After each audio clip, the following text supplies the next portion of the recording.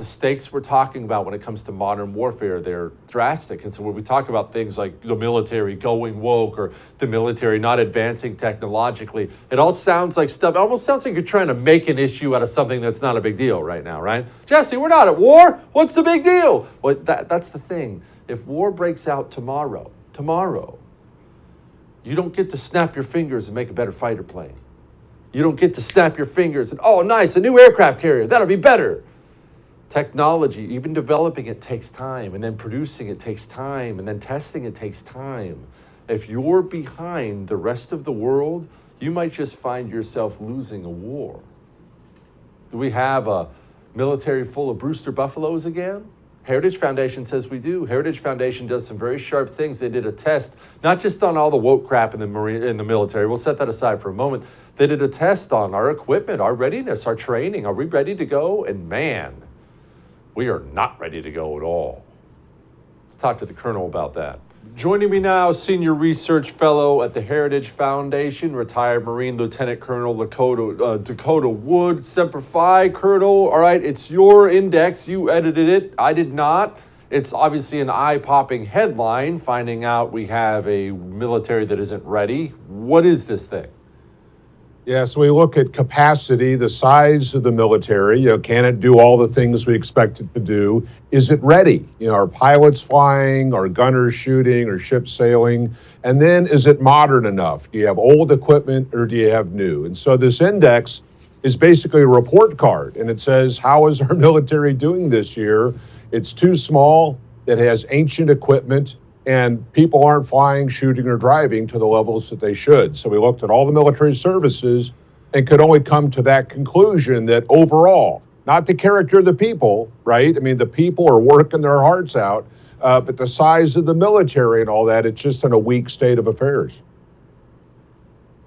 Okay, let's focus on the first one of those things. You mentioned, is it big enough to do all the things it needs to do? Well, what is this index saying it needs to do? What are we needing to do that we're not doing right now?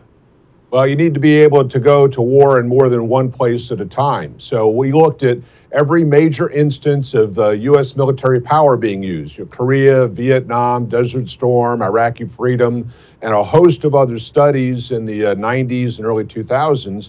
And they all come to about the same conclusion, that it takes, for example, 15 Marine Corps battalions if the Marine Corps is called into war.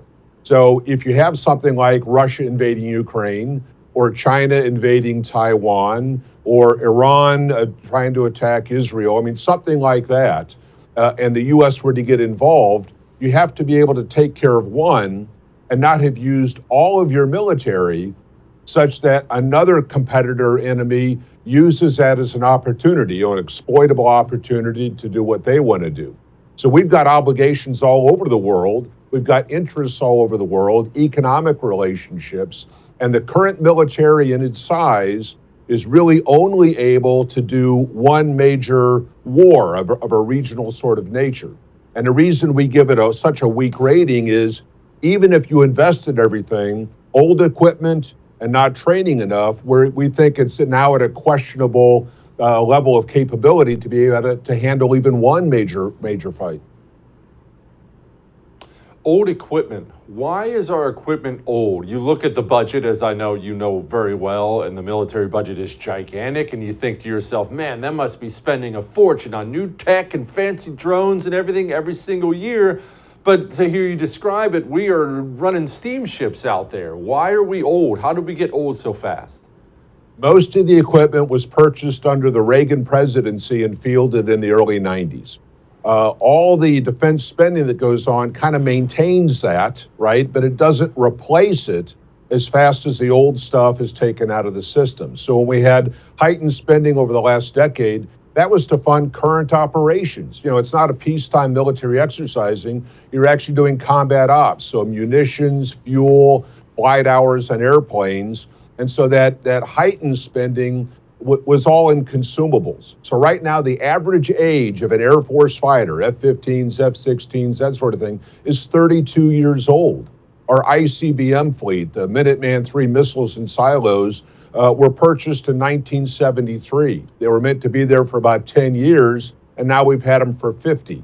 aerial refueler, the tanker aircraft that the Air Force uses, are averaging 50, 55, sometimes 60 years old. So it's stuff that we bought decades ago.